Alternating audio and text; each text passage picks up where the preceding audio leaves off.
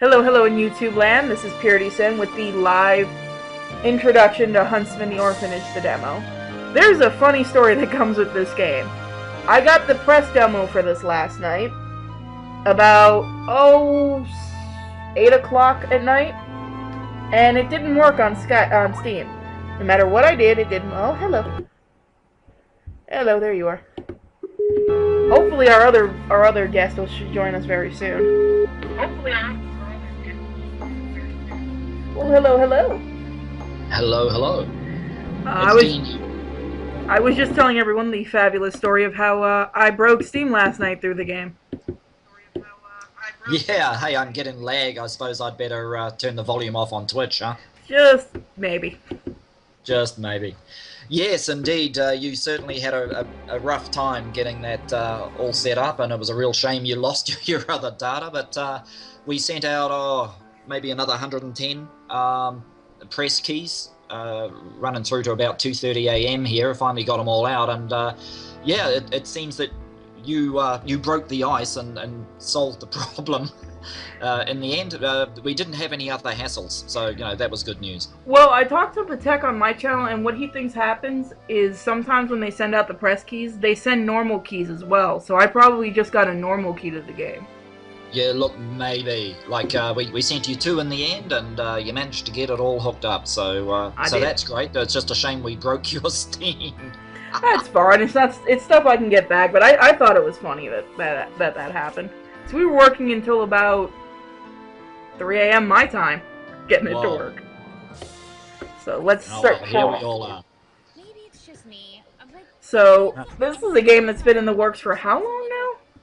It's been a year since we first sort of came up with the thought of having a crack at this. And it's our very first game, it's our first project, we're just feeling our way with this stuff, and we might have overreached because it's not a blocky platformer or a game of Pac-Man or Pong, which we probably should have started with. We sort of went all out. But yeah, we got there, and mostly the inspiration to get into this came when Unity started sort of allowing easier access to the building tools, and Steam Greenlight provided the opportunity to just let people decide whether or not they wanted us to go ahead with the concept. I know I happen to have stumbled upon the game, and I'm actually really glad I did. 'Cause I'll say this, for a Unity game, this looks really good. Yeah, the Unity, certainly when we found Unity, and that was only a year ago, it certainly didn't have, much of a reputation. So we're seeing what we can do with it. I mean, this is our first lighting pass. We only added the fog 48 hours ago. We're kind of feeling our way with it. We've still got to learn about the texture resolutions for some of the things you're going to walk up to, like that phone. The phone needs to be higher res. Some things need to be high res, some don't. We're feeling our way with it, but it's starting to come together. Everyone's saying they really like the fact that this is Unity, that it looks really good. And as someone that does a lot of indie games for the channel, I've seen some really bad Unity games. Well, I've only seen a couple of examples of some really nice Unity work, so I know it can be done, and we want to keep fine-tuning things and learning, how to use it to get the best results we can. This is another interesting thing is that for me, on my own laptop, this plays a bit jerky, but on my desktop, it's smooth as butter on fantastic setting. So even though we're not sort of pushing the envelope, really, I guess it's just the game physics, depends what processor you're using. Oh, I didn't have a pause button yet. Well, do you wanna tell what the game actually was before it became Huntsman? Yeah, sure. Like, we started off just being fascinated with the possibility for backstories and side stories from the Slender Man myth. Like, I guess a lot of game devs or would-be game devs were inspired by the Slender Man story, and the deeper we looked into that, the more we saw opportunity to be able to create branches of that story. And so we started off with that, going, okay, this was back when there was only one. Actually, to tell the truth, I think there were 2 Slender Man games in the world. And we thought, well, hey, we could add a lot more characters. We could actually start fleshing out the life stories of the children who may be abducted by Slender Man. And that gives us a chance to have a lot more characters and the stories of those characters. What happened before they disappeared? And so we started building up that plot, that storyline. And we were, I don't know, 3 or 4 months into development, and we were up on greenlight when the whole sort of universe about the rights to Slender Man changed. As we understand it, the movie rights, I think it was, may have been sold to a woman in America, and that changed everything. And we got a note from Steam saying, "Look, guys, there could be some intellectual property copyright issues now. How do you intend to deal with that? Because we can't sort of sell something where there's a debate over the property rights." So we came up with luckily, actually, a couple of weeks before, we kind of figured this was coming, and we created a new character to replace Slender Man, because everything else that we were doing was pretty much original. We'd written it from, blank sheets of paper. So we only needed to change the bad guy, and so we invented Huntsman, and that's where we're at now. Well, I'm honestly, I'm kind of glad, because it seems like Slender Man's kind of going down the wayside. People are kind of getting sick of him. Well, it would have taken us so long maybe to develop the game that, yeah, he might have been and gone by the time we got the game polished like we'd really like it to be. But we're very happy that we switched over to Huntsman. Steam were really happy. That solved that straight away. And yeah, we've got this whole franchise that could be one day, who knows, with Huntsman. And yeah, I like the look of him and the feel of him. I like the fact that he's old school, organic, semi-steampunk. His kind of magic is not actually supernatural magic. He's real. His ability to move between times and dimensions is very real. It's just normal for him. There's nothing supernatural about him. He just exists in a parallel thread of reality, and he can cross over into ours and feed off the misery. He feeds off the negative energy of people who feel lost or hopeless. He sounds like somebody Doctor Who would meet. Yeah, maybe. But I know I really enjoy the game, and I'm not saying that as somebody who's voicing on it. I think the story that you guys came up with is absolutely amazing, and it is a shame you couldn't put it to Slender, because it would actually be nice to see some kind of backstory. And woo, I didn't get lost like I thought I did. You're just a little bit lost. I think I found my way. I found my way to now something. You found your way into the rear courtyards. Yeah, for sure. Actually, now audio from the game. I don't know, but just I don't know. Do you want any spoilers, or do you just want to find your way around? Do you guys want to hear spoilers? It's all up to you. I'm just the one playing, and he's just the one being funny. But, oh, I found something. You have indeed. That's the pretty dancer wind-up ballerina doll. Actually belongs to the matron of the orphanage, but it's been stolen by one of the less trustworthy orphans, who's voiced by somebody called Purity Sin, I think it is. You might have heard of her. I think she's getting pretty popular. No, I don't think I've heard of her. No? Oh, look, you will. Google the name. Check it out. Keep your ear to the ground. All right, so they're saying no spoilers.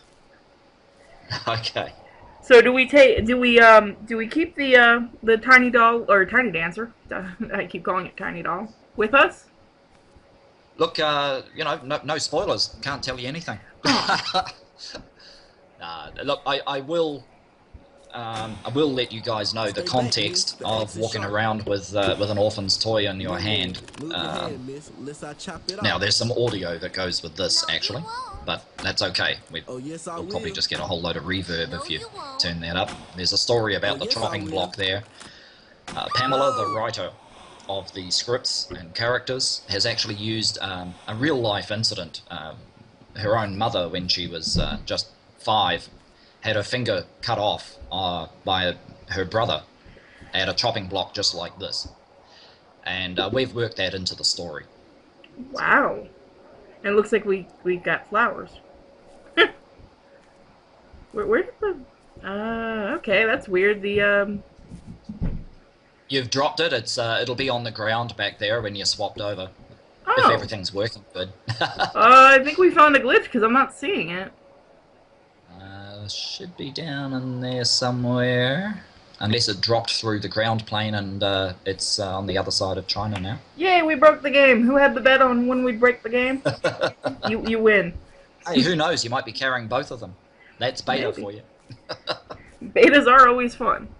So when do you think the actual official release will be for this? Because I know it keeps getting pushed back and changed.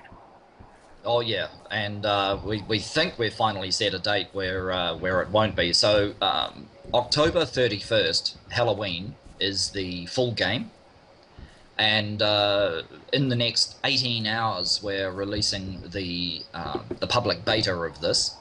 It'll be for sale on Steam at 25% off. Plug. Everyone And, go pick it up. Yeah, so that's for our Black Friday beta, which is obviously Friday the 13th. So it should be around 6 a.m. to 8 a.m. Pacific Daylight Time. It all depends on when Steam pushes the big green button at their end. When they release indie games, it's only when their office is open. If you're AAA, I guess you get to push the button yourself, but we're not there. Not yet. Not by a long shot, but we're having so much fun putting this story together. It's almost like making a movie, and I guess that's what we like about this process, is that it's like an interactive movie. We've managed to create these 19 characters, this setting, this bad guy. So yeah, we've created a set and a plot. So it really feels more like movie making than game making. It's just that you can walk around in this movie and do stuff. And I guess, yeah, maybe that's the definition of this kind of game. Now, for those asking, we were supposed to have another guest. I don't know where he is. He's probably hiding in fear right now. But I'm trying to think of what else to ask. How many Huntsman games do you think there's going to be? Look, our plans for the next one, and I haven't told anybody yet, so here you go. We have plans for the next sequel. We're looking at like 3, but it all depends on how this one gets picked up. If people want to see more. But what we'd love to do is to create one that is based on some other real life experiences, early life on the sideshows and in the circus, which is a very surreal, crazy world, and it's bringing together an old-time carnival and Huntsman. We'll see how that goes. Now, you mentioned the carnival and the sideshows. Where did you get the idea for that? Well, both, Pamela the writer has had a long sort of theatre history, and I grew up in circus and sideshows on the road as part of a performing family. Oh, look at that! You can levitate. Now, just so you know, I can't get out. If you reload this later today, we've put new, taller colliders on all this junk so that you can't end up dancing on top of it. It's kind of like dancing on the table here. So all now right. our colliders go up to the ceiling. Yay. Try pushing the shift key to run out of that corner there. That might help. Oh, or that could work. But man, gotta love going out there with beta. Yeah, well, that's the other way. I love beta games just because of all the problems that always make them hilarious. Yeah. Hey, I'm seeing a comment there from Bunnydew, and you've got to excuse me, guys. You can tell by my voice I'm not like 20, and I'm trying to like read and talk and listen and watch the screen at the same time, and I'm not that great at multitasking. But I see a comment from Bunnydew saying that Huntsman looks like he's wearing one of those beak-looking masks people wore in the 1500s, and yes, indeed, the Plague Doctor mask. That's right, Soviet Steve. Basically, in our plot, the Huntsman was attracted to our particular universe and thread of reality by all of the misery and the loss during the Black Plague in the Dark Ages there. And that's what he picked up on, all that negative energy, and he decided to come visit our space.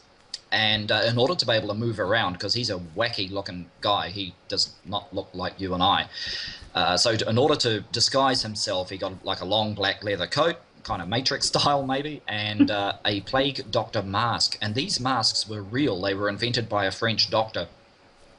The concept of the masks was that anybody could become a plague doctor on very high pay. These were the people who were sent into the villages that were just full of corpses and the dead and the dying to see what they could do. And basically you could be a butcher or anybody and you'd get a job as a plague doctor because it wasn't a popular job, but it paid well.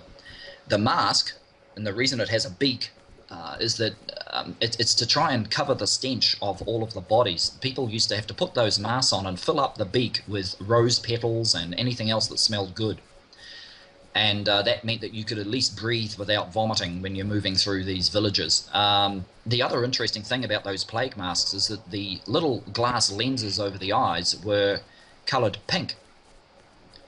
And we still talk today about seeing the world through rose-tinted glasses. And that's what it was about. Red glass, or rose-coloured glass, was meant to filter out evil. And so, yeah, the mask is actually a real thing. And it was designed, and I'm just trying to Tom Banwell, an American artisan who creates these leather masks. He actually designed that mask, and you can go buy them from his website. I mean, they existed before our game. See, now we know where to get them, because I actually really do like that mask. But I didn't know the reason for the red on it. Yeah, it's sort of pretty interesting. Now, I can see you're going to be pushing escape in a minute. Hey, I got out of it this time. This is the abandoned apple orchards, and we have not put collision barriers on, except right out at the outer edges of the map. Oh no. Our initial thought was we wanted people to be able to wander around just like in real life, like you're actually walking as slowly as real life scale instead of racing along like a Superman. But, I think the number of times people might get lost trying to find the frozen door, it could be interesting.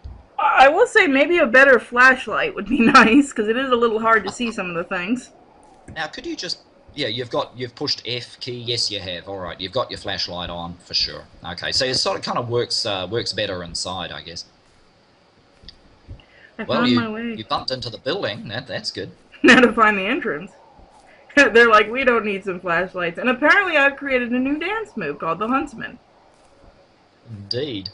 And when you actually see Huntsman, I get perhaps one of the more interesting things for you might be to actually...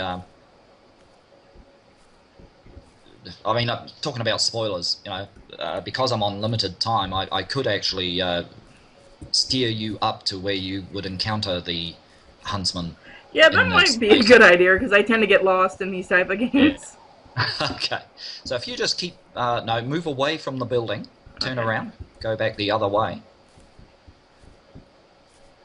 There's a few seconds delay, so I'm making sure that... Yeah. And if you walk around the front of that low brick fence, you'll find the gates. Oh, I see. I was right so there. Yeah.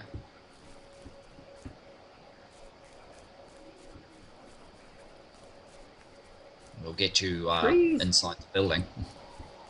Right here? When you see the big wrought iron gates, you should be good. This is really, you're bush bashing, I think they call this in Australia. There you go. Woohoo! Ooh, one moment. Oh wait, no, I didn't mean to press that. Please don't do it. Please don't do it. Oh! I keep forgetting there's no pause button. You are in.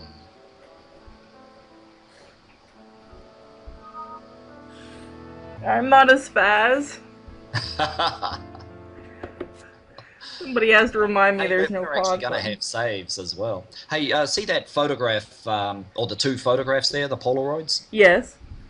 Okay, so you'll be aware, I guess, that, those are the two choices for narrator, male or female. Rachel Moore is voicing the female narrator who goes to investigate all this stuff.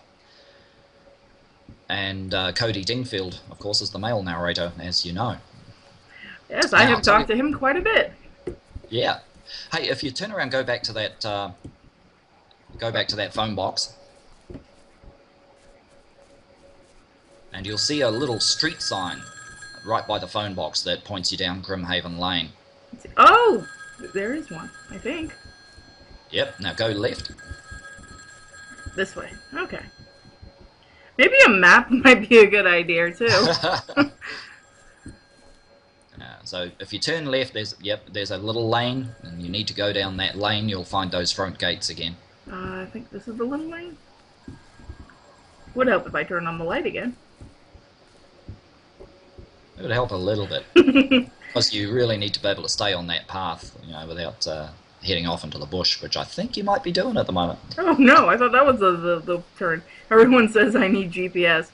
You guys have seen me play video games. That wouldn't help.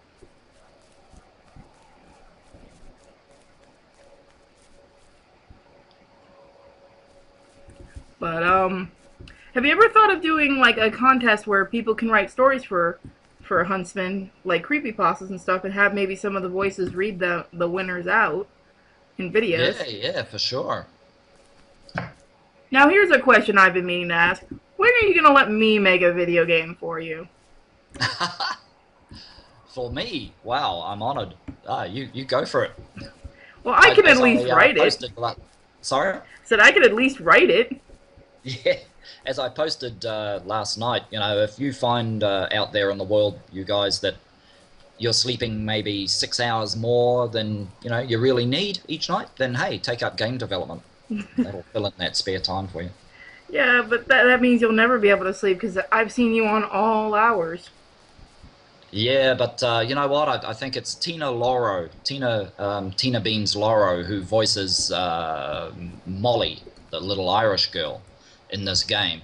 No matter what time of day or night I am doing anything online, she's right there hitting the like button on Facebook or whatever. I don't think she ever sleeps, which might be what gives her voicing that really lovely sense of panic. So I should just let you guys know, I guess, yeah, there's like 19 voiced characters with another sort of round about the same number of video actors. So a hell of a lot of people, including the inimitable Purity Sin, who came on really early and voices the character Hattie in the game. And Hattie is a really interesting character. You'll find portraits hanging on the walls in this environment. And when you do, and you look at the portrait for a couple of seconds, you'll hear the backstory of that particular orphan or orphanage staff member. Oh, hey, it's a thing. You might also get some surprise visits from some of those orphans. I'll have to say I have seen a lot of the acting, and I was actually rather amazed that you guys went with having live actors, because I haven't seen anything like that since like the 90s. We've had that comment, and look, there's a very good reason why we did it, and that is that we had no budget to actually create a large cast of characters and have them, 3D modeled, animated, textured, working in-game. It's a massive amount of art and programming time that we just had no budget for. So we started thinking, how can we do this? We want a big cast. We want them to tell their stories. We want them to interact with the player. But hey, we're like a little indie outfit. We started with a laptop on the kitchen table. And we figured, well, hold on, we can video people, but how do you work that into the game? So that's how the phone came to be. It's a 2D screen that we can put video on. So there's Jasper Crode, the caretaker, who has a fascinating story and is voiced by a Scottish friend of ours. But look, before I have to go, I'll just steer you upstairs. So if you walk towards the back of the orphanage, so it is a kind of a spoiler because I'm going to sort of take you straight to the Huntsman, and I'm going to leave you in the room with him, and you're just going to have to keep banging into these artificial limbs that are hanging from the ceiling to dry back in the 1800s. That's just mean. And if you keep bumping those... Whoa. Oh, by the way, sorry, see that photo on the left there? That's our priest, our very bad priest, and he is very well voiced by the wonderful Dan Bull, who did a fantastic job. It was his first gaming voiceover, or voice acting, and all of our voice talents have been amazing. Now, including you. Is the song from the end of the game in here yet? Because I've heard a little bit of it. You haven't sent it to me to show off, and it is absolutely fantastic. Was that your son that did it? Thank you. Yeah. Thank you very much. He wrote the song at 13. He's performed a new version of it for this game and another song as well.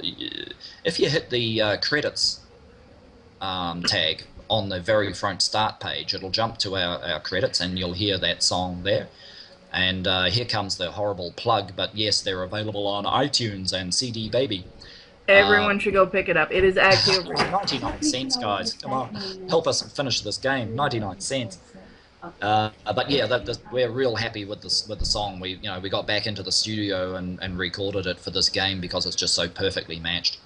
All right, look, if you walk back through that classroom, right to the back, well, yeah, there's scary stuff in there too. But right now, I'll take you straight to the money shot, as they say.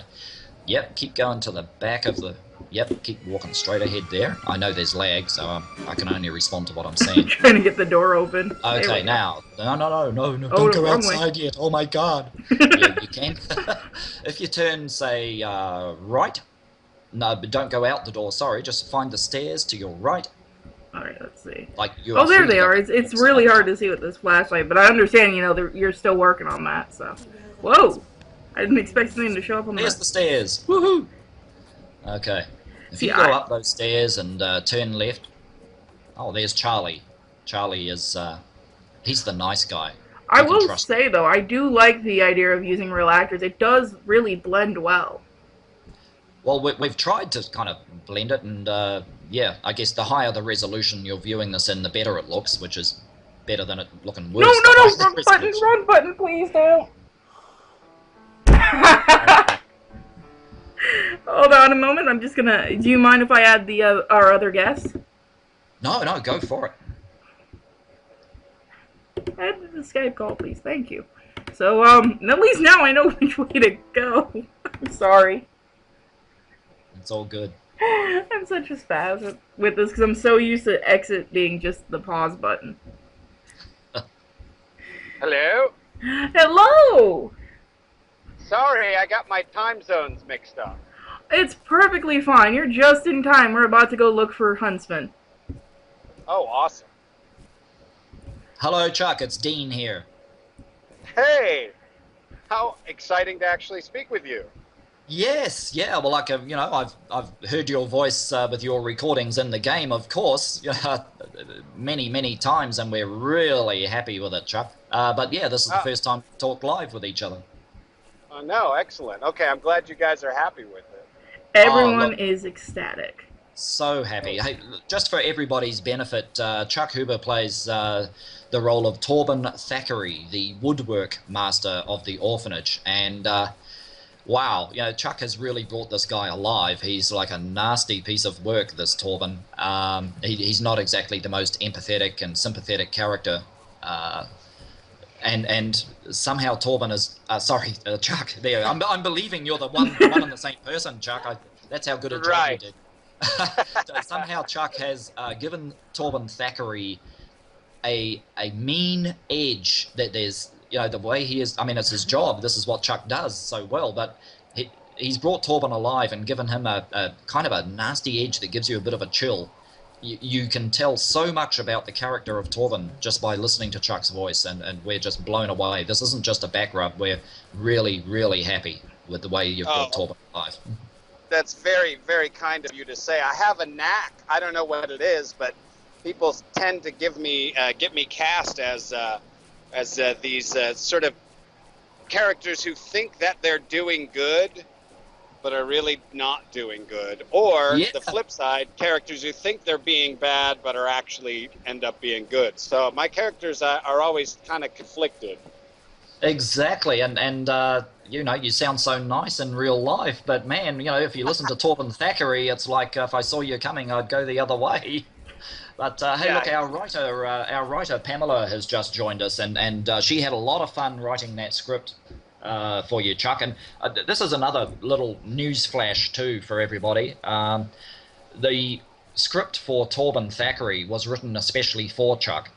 When we first heard that Chuck was, maybe interested in working with us on this game, we created a character especially for him, rather than just throw him, one of the existing characters. I witnessed that. So I'll let Pamela tell you a little bit about Torben. Hi there. Oh, hello, Hey, hello. Pamela. Hi.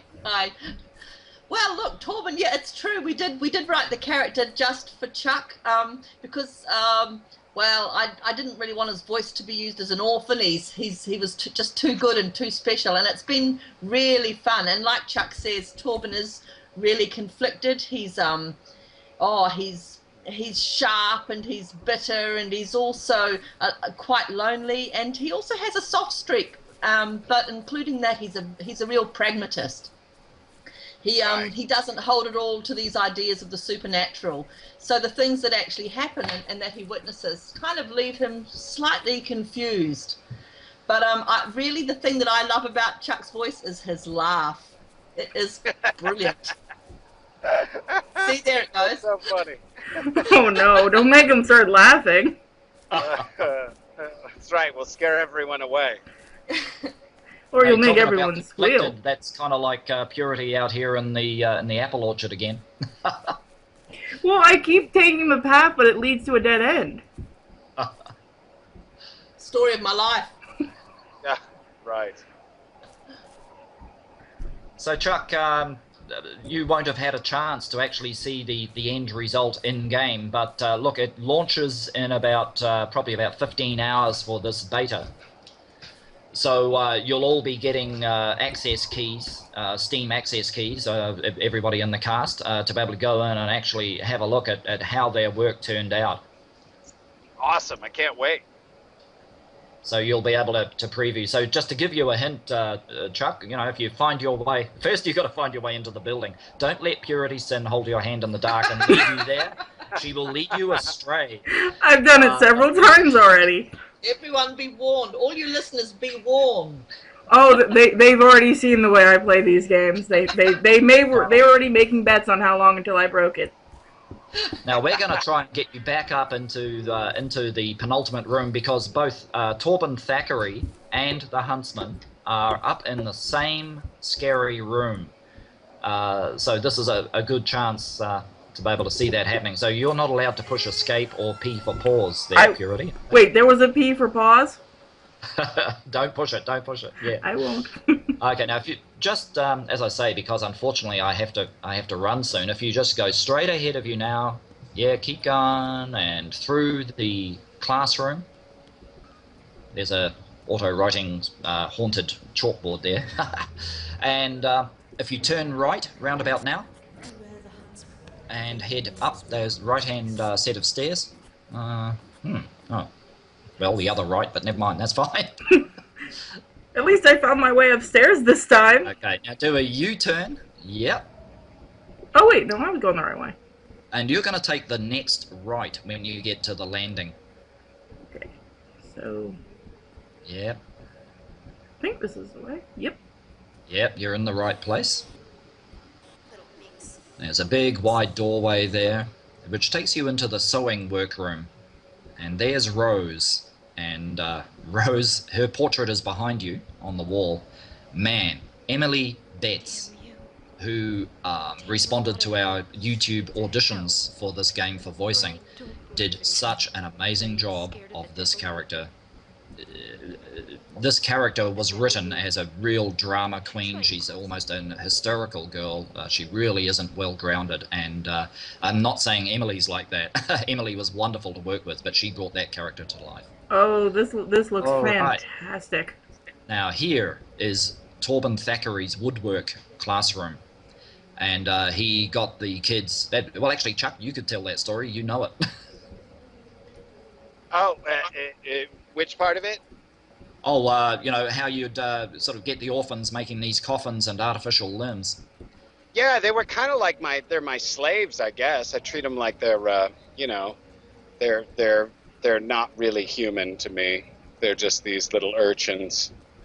And I don't want to spoil anything, but there's some definitely terrifying parts for Torben in his encountering of the woodwork shop with all the limbs sort of dangling above. I remember when I was reading that kind of just scared me, just the idea of it, of being surrounded by all these limbs made by orphans. It's just creepy. It's very Stephen King. Yeah, indeed. Well, there's your smiling face, Torben. Obviously, that is not you. That is an actor, a different actor, a face actor, because we couldn't get to you to photograph you for this. So we've used local actors here in Australia, and we've used voice actors from all around the world, including Purity and Chuck. Now, in this room, so that's where you, sorry, I'll just back up a little bit.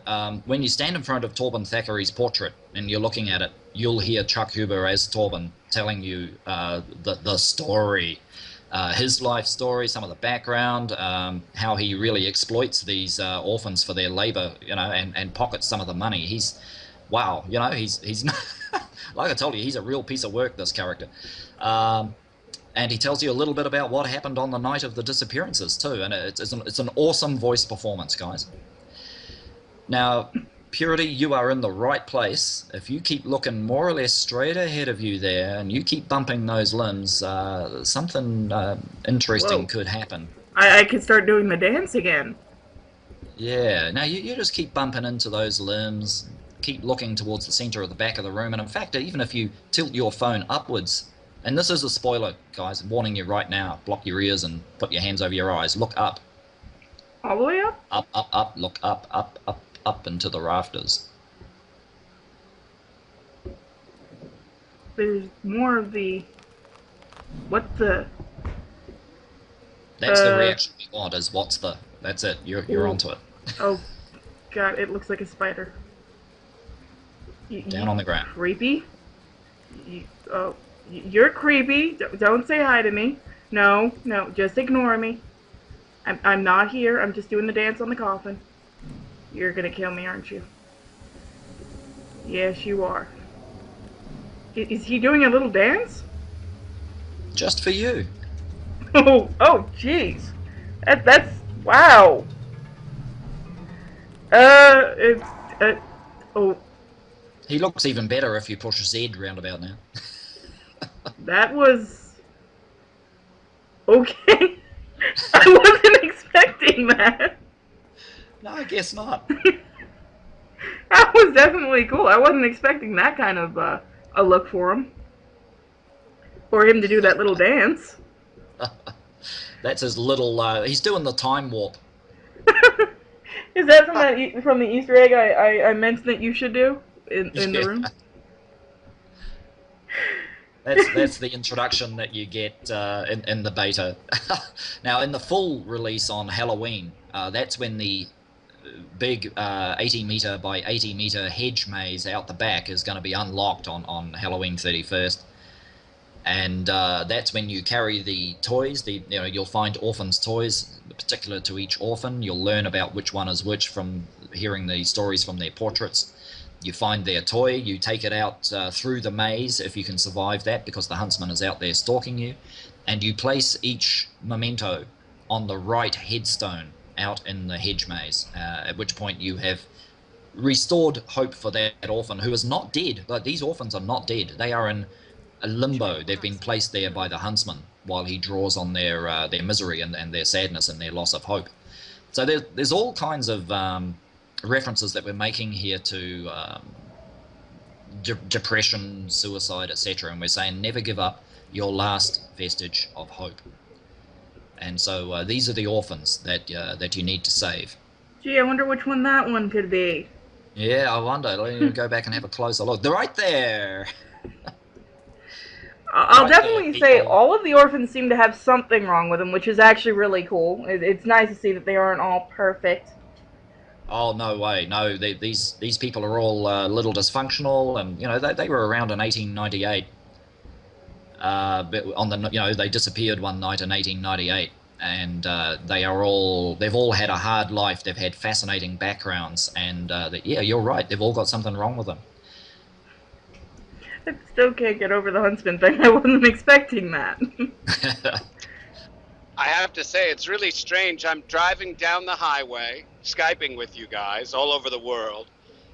listening to gameplay of a story that creeped me out when I was voicing it, and I can picture it in my head what's going on. I can picture what you guys are doing in the game, although I haven't seen it yet. I can't wait to see it.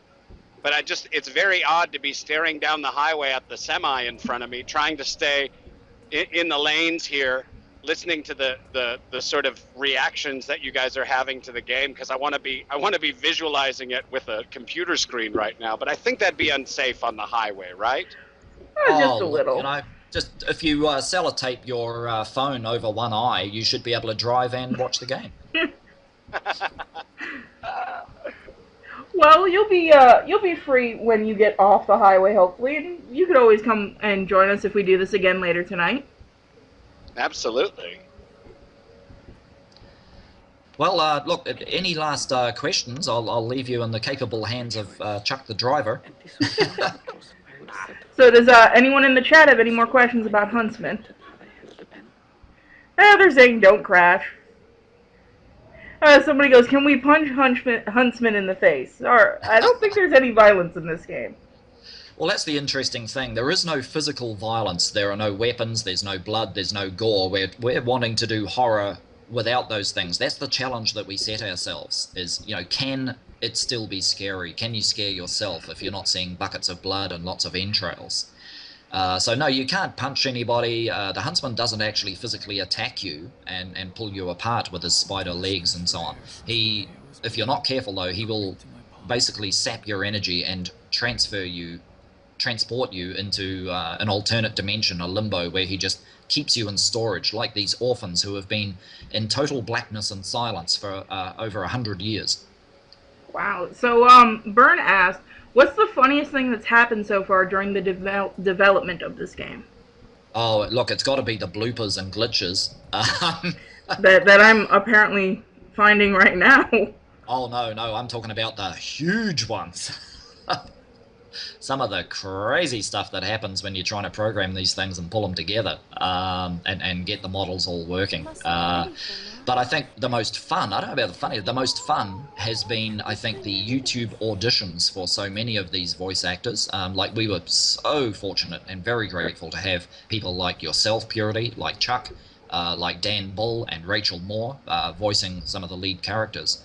But so many of the other characters actually auditioned on YouTube to get these parts, and it was so much fun working with them and hearing all of these auditions. We got, like, I think 88 audition entries, for about the dozen roles. Just awesome. It was great to hear how many mostly young people out there actually had a great talent for this. You know, they were really into it as well. So keen. Oh yeah, hey, you found a good place. Just look down to your left there. Hey, key. I love this little thing. I don't know what to do with it yet. Oh, but there's a glitch on this key. I'm going to tell you right now, that's a bug. It's not. Is the thing supposed to move? Yeah. I've got to work out why. I mean, yes, we purposely wanted that to look like there's somebody in the sack. Now we've got to write a bit of story about why that happens, but we just love it, so we put it in. And what about, like, one of the orphans likes putting animals in sacks and stuff? Something morbid like that. Oh, look, send us your ideas, people. The scariest thing that ever happened while making the game. Oh, look, first testing it in the dark with the lights out. Had played the various parts of the game so many times over, of course, while developing it. Had forgotten about a certain part of the game, walked into a room, and basically something happened, and I leapt out of the chair. I was taken completely by surprise, like it was the first time I'd played the game, and I actually, we frightened ourselves. Well, that's always a good sign. Yeah, at that point I thought, oh, hey, it might work. So somebody's asking about free copies for donating. Psychotist, is that about the Indiegogo campaign? I believe so, yeah. Okay. Everybody who has worked with us on the game, who has donated to the game, and I think it was $20 or over in the donations, you'll all be getting a Steam key over this weekend. As soon as the public beta is released by Steam in about 16 hours or something. Yeah. And maybe I can get some extra keys to give away as prizes. Absolutely, yes. At that point, our promo keys will work, and we can start distributing those too. So we'll be throwing them around like cotton candy. So just if you just stand in one place, one of these keys will probably hit you sooner or later. Well, I want to thank you both for being with us and letting my channel be the first to try this game. Really spooky, and I just love the meeting of the Huntsman. That's still the best part of this so far, has been that. I was not expecting that. It's my favorite, and look, we're updating sort of a couple of times today. We're fine-tuning that Huntsman appearance, or disappearance, I should say, and we'll, even after the public beta is released for sale Friday 13th, we'll still be doing at least like probably one update a day, so we don't drive people nuts, where we just keep on fine-tuning. Anybody who gets the beta gets the whole game, obviously, for free on October 31st.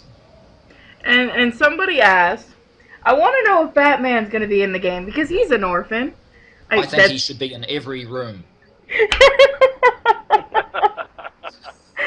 Oh, no. Now you've started sometimes them. Sitting down, sometimes standing up, sometimes asleep on a bed, just for variety, Suddenly I see a mod coming for this game. You hear that, all you modders out there? When this game is released, we want Batman.